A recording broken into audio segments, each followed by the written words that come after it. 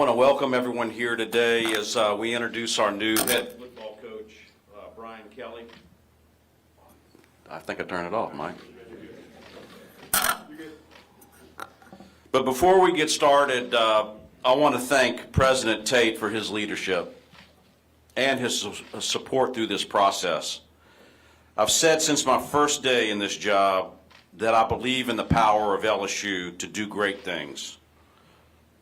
And I meant it for this entire state, that if we row all in the same direction, there's nothing we can't do. There's no question President Tate, as you heard, has us all rowing in that same direction.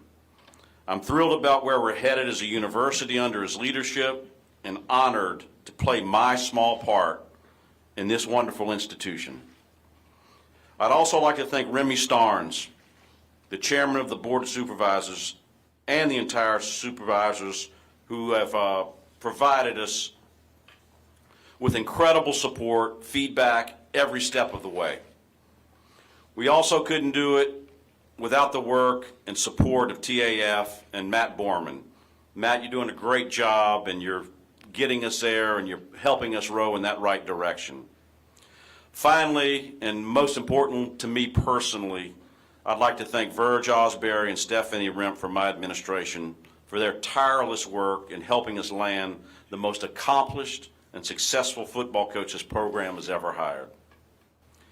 In the decades I've known and loved this university, from the time I grew up in Baton Rouge selling peanuts in Tiger Stadium until the day I returned as athletic director in 2019, and every day since, many things have changed.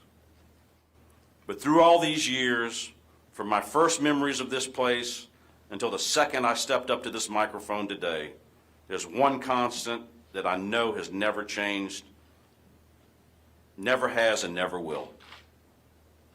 LSU fans love a winner.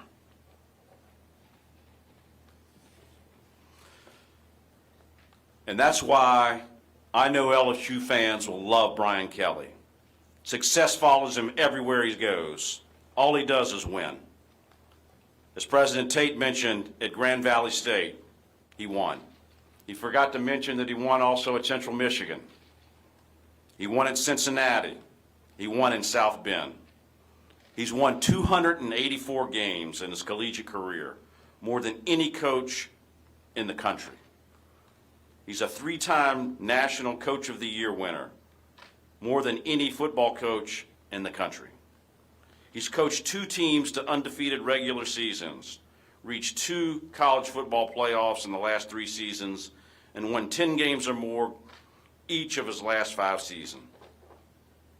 You know, frankly put, his resume is unrivaled.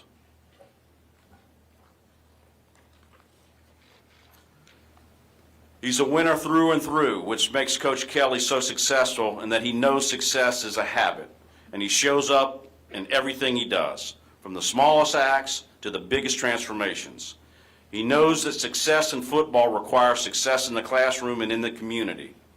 He knows that high standards don't confine themselves to the football field, that elite performances on Saturdays is the product of elite preparation in every walk of life. And he knows what winning can do, how it can uplift a university, elevate a state, and transform the lives of millions. Simply put, he checks every box.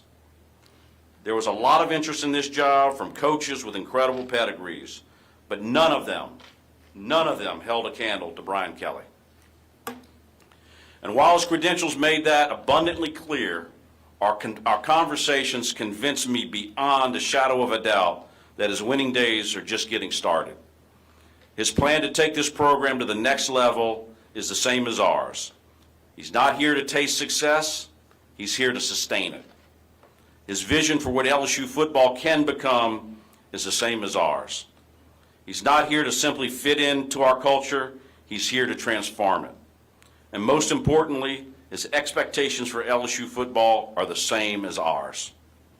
He's not just here to win, he's here to win championships. So please join me in welcoming the head coach of your LSU Fighting Tigers, Brian Kelly.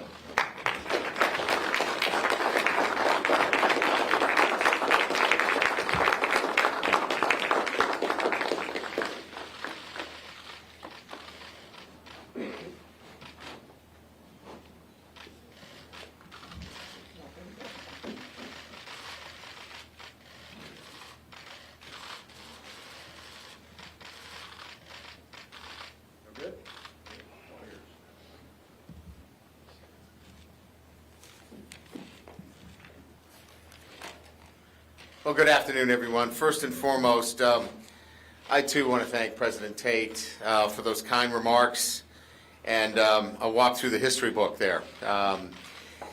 I will say this, that when we talk about making decisions, it's really about people and getting a chance to meet President Tate, certainly Scott, and the athletic administration.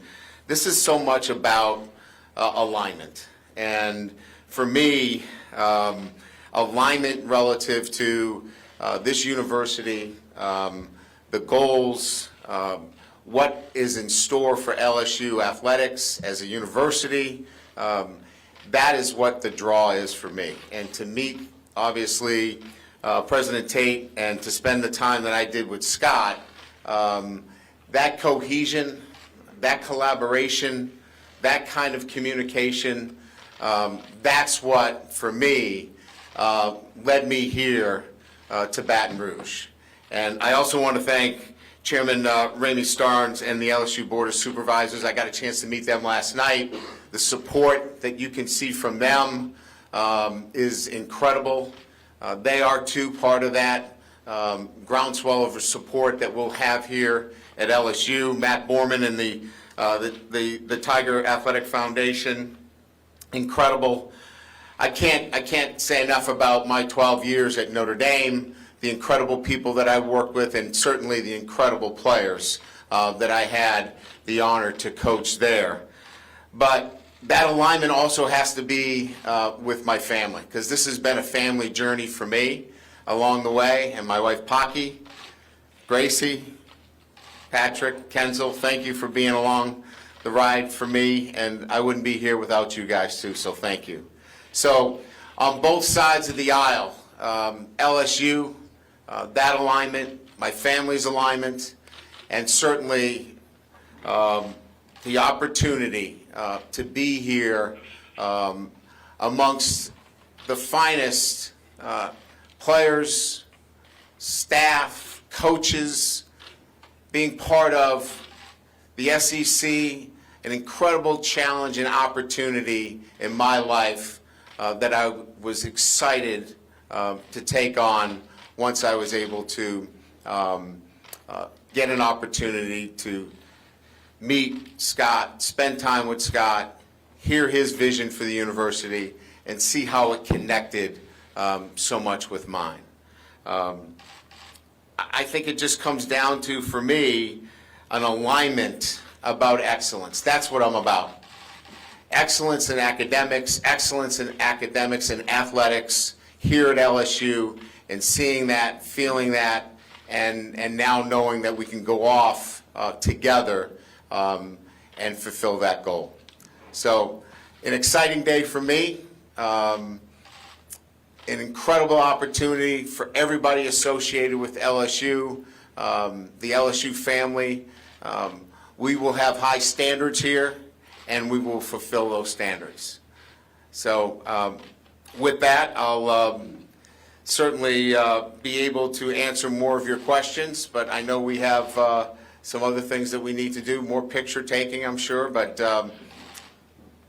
it's just an honor and an exciting privilege for me to be here. Thank you.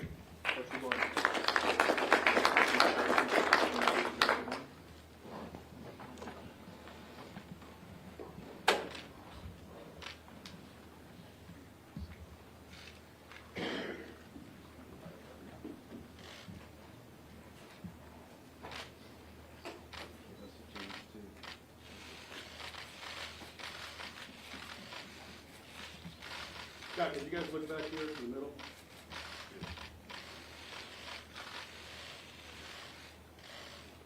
Thank you.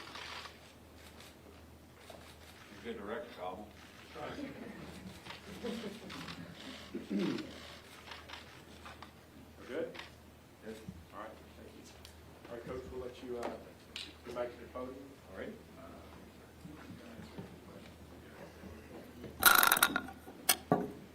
All right, if you have a question for Coach, go ahead and raise your hand. Be sure and identify yourself and your organization, please, and we'll get a mic to you. Ryan, over here, Wilson Alexander from The Advocate. Pleasure to meet you. Pleasure. You've mentioned over the last couple of days that also, in addition maybe to alignment, you were ready for just sort of a new opportunity. What was it about, maybe at this point in your life and your career, that you felt ready to take that next step? And what was it, additionally, about LSU, you mentioned this already, but that really drew you to this place for that new opportunity? Yeah, again, I think, there was no plan in place as I entered the 2021 season that I was, looking for another opportunity. I had a great football team that we were developing, but, when you get an opportunity to talk to Scott Woodward and he presents a clear vision of the plan here and the opportunity, it was an exciting vision for me to look at. And as I got a chance to, speak to more people about this opportunity, I just felt it was something that I had to take on. And when I talked to the boss, who's sitting in the front row there, and she was part of that decision-making process, there was no turning back. Hey, Brian, Michael Cobble, Hi, Michael. Channel 2 here in Baton Rouge. Great. See a lot of each other. Absolutely. Welcome. Thank you. A lot of people are going to wonder why, right? You could have been very comfortable in South Bend. Yeah. You have a team that has a chance to make, or had a team, excuse me, that had a Yeah. chance to make the playoffs. Yeah. I think that is the big question. What drew you so passionately to walk away from that opportunity to come here? Yeah, it's never easy, right? I mean, these decisions it's my choice. I own it, right? And it's 100% my decision. Those young men I love dearly, and it made it for a difficult decision. But when I was able to look at it, and the opportunity here was one, as I got a chance to really, as I mentioned earlier, talk to Scott about the resources and the opportunity here to really make a significant change. I believe that I can make a significant difference here. And you want to be able to make a difference. And I, along with the support, our President Tate, the administration, collaboratively can make a big difference. Brian back here. ABC 57 News, Anthony Yeah. Tocher back at South Bend. Yeah. First and foremost, congratulations on finding the fairy godmother you talked about a couple of weeks ago. Couple things as far as the departure. How do Yeah. you feel like that impacts your legacy back at Notre Dame? And then which assistants, if any, from Notre Dame are you interested in bringing with you? Yeah, leaving is never easy. It could never be done in a fashion that you could, say that, hey, it's always the right way to do it. It was just, brought up, right? This team at Notre Dame is an outstanding football team, and they deserve to be in the playoffs. And you're not going to be coaching them. So it's never easy when you leave. We did our best. I wanted to get in front of them, and I was fortunate that I had that opportunity to get in front of them and tell them that I was coming to LSU face to face, because that's everything that we've done in my life, and I'll do the same thing here at LSU. We will look you in the eye, and we will tell you what we're doing. We'll be transparent. Legacies are not part of what I spend time thinking about. People will evaluate me based upon my life's work and how I've treated people, and make their own decisions. As far as coaches, the coaches that are on staff there at Notre Dame are still employed there. Are there coaches there that I would like to join me here? Certainly, but that's a process that we'll have to work through. There are teams to coach on both sides. This team is going to be preparing for a bowl game. Hopefully, Notre Dame gets a chance to play in the playoffs. They have to be prepared. So this has to be done with great communication and understanding that the players are part of this as well. Ron Snyder, News 15 in Lafayette. Welcome. Thank you, Ron. I'm sure you're aware of all the expectations here and the scrutiny. So what's just your plan to get the ground running and get to work and really start working on your goals? Yeah, I mean, there's not enough hours in the day right now. If you can give me a couple more hours, would be fine with that. I really think it's that, we know the things that need to be done here, but we'll be measured, we'll be thoughtful, we'll be intentional, and checking each one of those off as we go. Investment in people is important, and making sure that we are doing that the right way. Lives are involved here as we make transitions, so we want to take care of that. We certainly want to take care of the recruiting and make sure that all the young men that have made their commitments here, that they know where they stand. So there are important matters that need to get to, and I think everybody understands that we've been on a whirlwind here the past 24 hours, but we got to get to work, and we will do that in short order and get to the very important matters. Hi, Coach. Jacques Doucet, WAP TV, straight ahead to your right. Thank you. There's been some talk that Corey Raymond and Kevin Falk will be on your staff. Can you share if that's true? And is there anything you can share about who will be on your staff at this point? Yeah, I have not made any decisions based upon who will stay and who may go. I haven't had any individual conversations with any of them, so any narrative out there is not coming from any conversations that I've had with them. They are well respected, and I will get an opportunity to vet out all of those coaches. They've done a great job. I know the business. They know the business. There are realities in this business, but we'll get to all of those coaches because, as I mentioned earlier, they have families, they have lives, and we have to get moving in that direction. And Brody Miller with The Athletic. How's it going? Yeah. Obviously you are entering kind of a new world down the South, down in the SEC. I guess, do you see that as a challenge? And what are the keys, I guess, to adapting to that? Look, I came down here because I wanted to be with the best. The resources here are outstanding. It starts with the alignment, excellence, the standard of expectation. Listen, you're looked at in terms of championships here, and I want that. I want to be under the bright lights. I want to be on the Broadway stage. That's what my passion is, and so, yeah, that's part of the draw. There's no doubt about that. I'm going to learn about Louisiana. My first day on Notre Dame's campus is when I took the job. This is my first day in Louisiana. I didn't know what this meant until today. I know what it means today, and I'm going to learn a lot more as we go. But our family, we're going to immerse ourselves into the culture of Louisiana. We're not here to change anything. We're here to get changed by it. And that's going to be fun. That's exciting. And we're going to have a standard within our program that will be one that we build every single day. So it's for us, it will be an experience that we're looking forward to. Hello, Coach. My name is Fletcher Mackel. I work at NBC in New Orleans. Thank you. Welcome. Nice to meet you. I have two questions because I talk a lot, so bear with me. First, much has been made of other coaches not wanting to come to the SEC. Can you talk about why you wanted to come to the SEC and specifically this division? And secondly, if you could potentially maybe pull the curtain back a little bit on the process and shed some light on, did this come together quickly for you, or was this a long process when dealing with LSU to accept this position?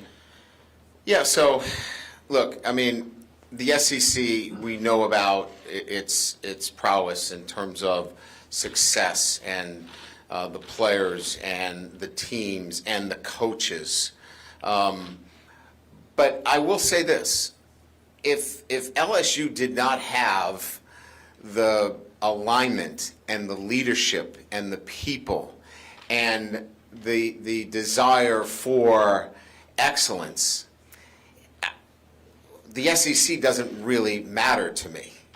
it's this university that happens to be in the SEC matters to me the most. And so when you get this university, LSU, with the leadership that it has, and the cohesiveness of leadership across the board, and it's in the SEC, ding, ding, ding, right? And so for me, you add that, it made it an incredible opportunity for me. Your second question was... The genesis of your decision to come here, was it quick? Was it a drawn-out process? If you could maybe just shed some insight. No, on how it wasn't you- my search, so I, really didn't have any say on how that all went. I can tell you this, when you talk to Scott Woodward, he has a clear way of communicating, and it was 45 minutes, and I had an understanding of where LSU was from a commitment and how this was going to look. And so I'd say that's pretty quick. Hey, Brian. Doug Wooten to your left. Yeah, there you go. Thank you. WWL TV in New Orleans. You sort of implied this, but you believe you have a better chance to win national championships here than at any of your previous stops? I wouldn't imply that. I would only say that this opportunity for me was one that I was ready for and excited to take on. And it had to do with everything that I've talked about. I mean, I think each opportunity you measure differently. And this opportunity is clearly different than any other opportunity they have. But I would not imply that this one, weighed better than maybe the others. It just was, for me, at the time, this opportunity with talking to Scott and getting a great feel for the alignment to excellence is what I want, both in academics and athletics. This was the right one for me. And that's really the most important piece for me. Hey, Coach, right here in the front, Ed Daniels, WGNO New Orleans. Nice to see you, sir. Welcome to Louisiana. Thank you. Couple of questions, please.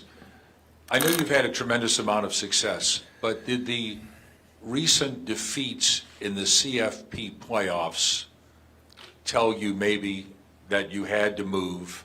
And two, the SEC has won a preponderance of championships. Why do you think that is, other than the fact that they have great players, and what do you think that is that you have to bring to this school? Yeah, losing spurs me towards building.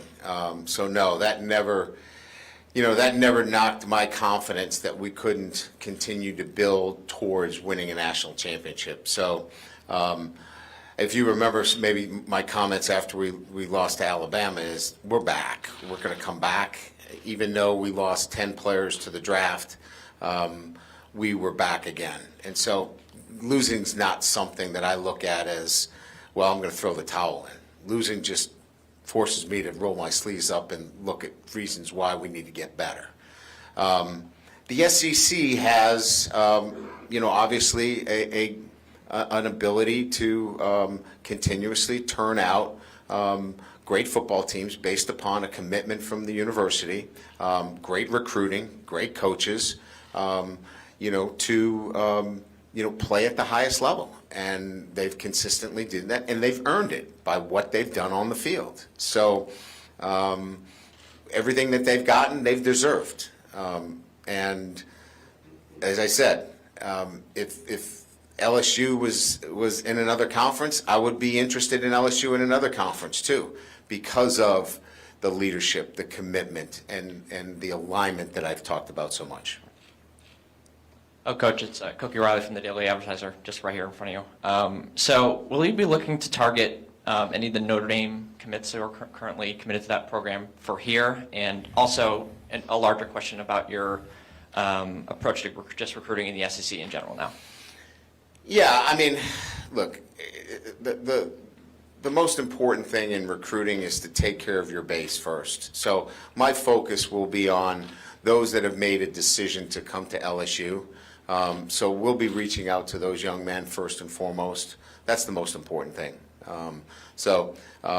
You can be assured that our focus and direction relative to recruiting will be on the young men that have already decided to come to LSU. So that'll be our direction. The second question? Was there a second, or did that cover both? Yeah. Will you be looking to target some of the Notre Dame commits who are currently committed to that program and look to bring them here? No, I think what my comments would be relative to recruiting is, first and foremost, let's take care of our base. Let's recruit those young men that have already pledged themselves to Louisiana State University. Coach Adam Gattuso, Tiger TV. All right, Anna. So speaking to players in recent weeks, and we asked them what they expect out of a new head coach, the term players coach comes up constantly. What does that term mean to you, and do you consider yourself a players coach? You know, I've been called a players coach, a CEO, demanding, whatever narrative you want to come up with. I think I've hit all of those. Look, I think the most important thing is you better have relationships with your players. And you better know your players. You better know their strengths and weaknesses.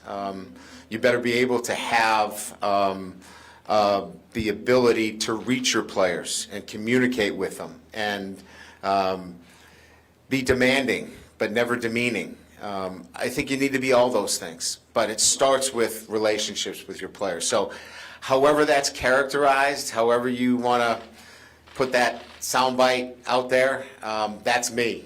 But it's going to start with, I'm going to love my players.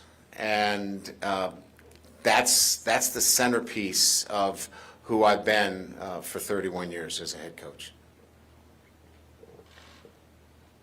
Hi, Coach. Leah Van from The Advocate. Good to meet you.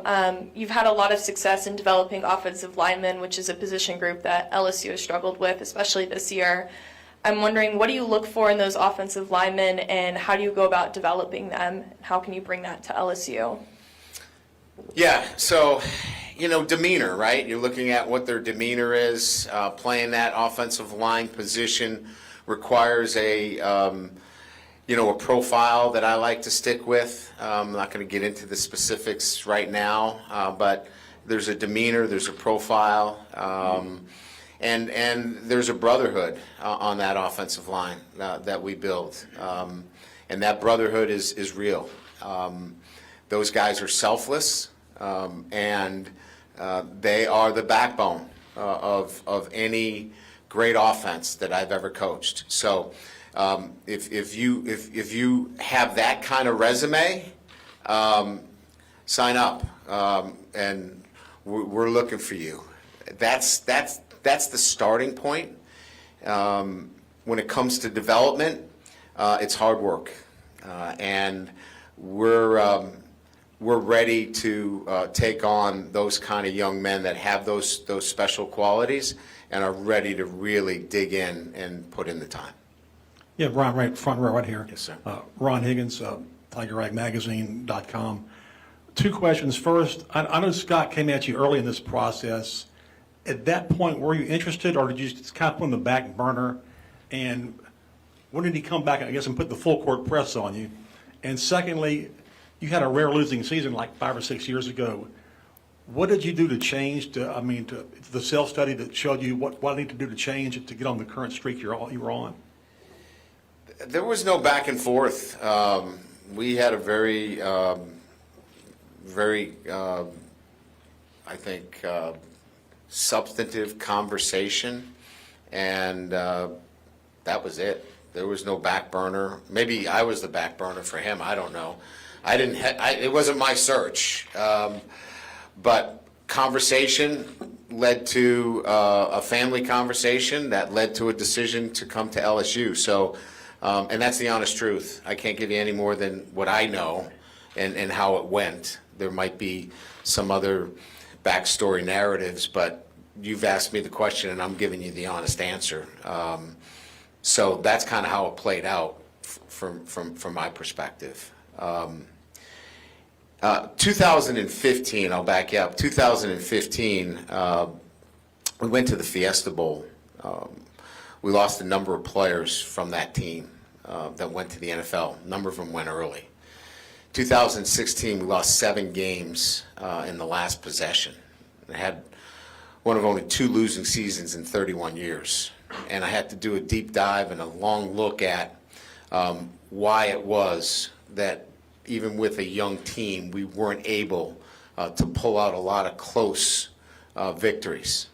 And so it was soul searching, it was looking at the head coach, it was looking at how we were doing things internally about relationships, building leadership, accountability, and I made some substantial changes within the program to address those things. And since that time, we've, as you know, the history is 5 consecutive winning seasons of 10 wins or more. Hey, Coach. It's Glenn West, LSU Country. Welcome. I was curious what the next couple weeks will look like in terms of this current roster. Obviously, this is a unique situation where you're coming in and welcoming a new team, a new staff. Just what are you hoping to accomplish, I guess, with the current roster, with them preparing for a bowl game? Yeah, so I got a chance to meet with the guys yesterday. As I told them, look, this is the first meeting. I'm not here to win the first meeting. I'm here to just let you know I am so excited to be your head football coach. And this is just the first meeting of many opportunities where we'll build trust. It's not going to happen today, but we're going to trust each other. And that trust will take time, and you'll do it, and you'll see it with my deeds, my actions, how we interact on a day-to-day basis, and we'll get to that point where these meetings will be very, very productive, and we'll get a lot accomplished. Today, this is a meet and greet, and that's what it ended up being. Now, having said that, there'll have to be a lot more meetings that are substantive, because we got work to do. I've got to make some decisions relative to staff, preparing this football team for a bowl game, recruiting, and all of those things. So meet and greet yesterday, giving them kind of the lay of the land relative to what the expectations are relative to what has already been laid out here in terms of excellence in academics and athletics. And now we got a lot of work to do. Brian, to your right. Matt Moscona from ESPN Radio here in Baton Rouge. Welcome. Yeah, thanks, Matt. Kind of a little follow-up to what Glenn asked. How familiar are you with this roster presently, if you had a chance to see them? And as an aside, if I could, you've had a lot of recruiting wins in Louisiana. So how familiar are you with the talent in the state, the coaches, and maybe how would you classify that relationship with a lot of those people in the state? Look, I would be disingenuous to tell you that I know this roster inside and out. I know the players. I know what the makeup is. I know some of the areas of concern that we have to address. That's why I'm standing here, and we've got some work to do. But we have time. We have time to address those things. We don't have forever, but we have to address those things in short order. And so I know that when we talk about priorities of decision making, holding on and recruiting, the guys that have made decisions, we got to go re-recruit them because this class is important.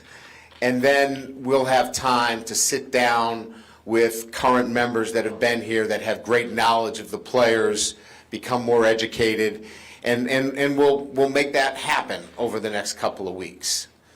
As it relates to recruiting in the state, the talent is outstanding. That's why I've been in the state before. But I will say this: there's a commitment to academics as well, and that's why I came down here. And the second piece is you got to go fight for them. They're hard to get out of Louisiana, which is a great thing, because when we're recruiting from another school. you had to work really hard to get somebody to leave the state of Louisiana. So that bodes really well for us moving forward. Coach, on your right, Shay Dixon with 24/7 Sports. Signing day is in 15 days. How much does that expedite what you have to do, whether it's recruiting or building a staff or whatever it might be? Again, we don't have forever. I mean, we have to work with a sense of urgency, but we'll be able to put the things together necessary for us to have a class that is going to build this team. We're not going to take a step back. So there's work to be done. There's a sense of urgency. I know the pieces that we need in place. We're working on them in between the press conferences and the photo shoots and the meet and greets. The phone is working overtime, putting those pieces together. So, yeah, they're real questions, but this is the 5th time I've done this. So I'm quite aware of the complexities and the important pieces necessary to get through this transition, especially at a university like this that requires a championship football team every year. Coach, down here, bottom left. Mr. Woodward touched on this earlier. You come to LSU being the most accomplished hire in LSU history. What type of culture are you looking to instill in not only the players but also the fans? Well, I want the fans here early and tailgating and having a great time and filling the stadium and being enthusiastic. But you got to put a great product on the field too. So my job is to put an exciting, winning football team on the field and come early and stay late if you'd like. So culture for me is standards, right? Everybody throws culture around like it's, this, SAT word, but to me it's hard work. It's standards. It's habits. It's a way of life, and we're going to build that every single day. It's going to be a grind, but we're going to embrace it because it's going to be who we are on a day-to-day basis, and that's going to be LSU football. As far as the fans go, I'm just so excited to see that stadium filled. I think we got Garth Brooks coming before the first game. I'm pretty excited about that. That should be really cool. I got a chance to see him at the other place I was at, and he's really, really good. You guys like Garth Brooks? He's pretty good. So it'll be nice to see that stadium, and then we'll build the culture along the way.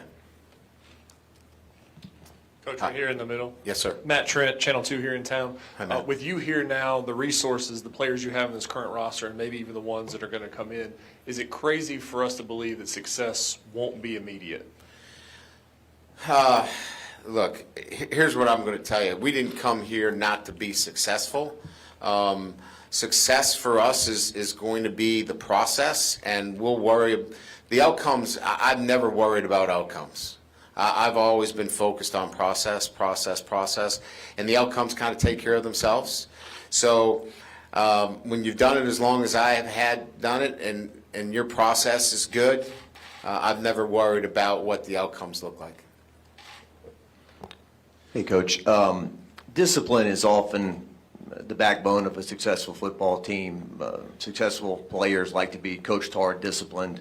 Fans like to see that from their coach. Some people would say it's getting harder and harder with 5-star rankings and transfer portals and all that. What is your opinion on that, and what approach will you take to the LSU athlete on the field? Yeah, our discipline will be self-discipline. Our players will be self-disciplined, and that's what will be the backbone of this program. They'll be accountable. The players will hold each other to a high standard, and that will be pervasive within the program. If I've got to lead them around by the hand every day, we'll have good days and we'll have bad days. And that might be a little bit of it as we get going here, but this football team will have self-discipline, and they'll have accountability, They'll have trust in each other, and that will be what you'll see from this football team as we continue to build. Coach has time for 2 more questions. We'll go to Hannah Griffin and then Brett Martell. Charles Hannegriff, Guarantee Media. When you took over at the University of Cincinnati at almost exactly the same place on the calendar you coached in the bowl game, did you ask for a similar opportunity here, and what do you draw on that experience as far as talent evaluation and roster evaluation in the preparation for the bowl? I don't want to break history. I want to be the only guy that's done it one time. That'd be historic. You know, Scott and I have not discussed that, to be quite frank with you. I mean, it's one of those dynamics relative to time and place. I think Scott has already set it up here for this program to continue to practice and move on without me being in that position. But it is an open discussion that we can have, certainly. But that has not been part of our discussions at this point relative to the team. Yeah, I know what we did, prior to, but that's not something that we've had a chance really to get down and talk about yet. In the second row here, right here, yeah. Brett Martell, I'm with the Associated Press, based in New Orleans. Correct me if I'm wrong, but my understanding is that Notre Dame's leadership was willing to sign off on a college playoff format that might have precluded them from ever getting a bye. So I've got 2 questions. One is, when the leadership of a school does that, would that signal to a coach like you that they're not maybe as committed to winning a national title as you are? And the second question was just how comfortable were you that if you wanted to finish your career there, you could have? Yeah, signing off on the provision of Notre Dame not being part of one of the top seeds was not a issue with me, because it would have most likely meant that you would have had to play in South Bend in December on a snowy field. I would have been fine with that. So that would have been fine. The second one would have been relative whether I could have finished out my career there. I don't think there would have been any hindrances there. Thank you. Good? All right. Thank you very much. Appreciate it.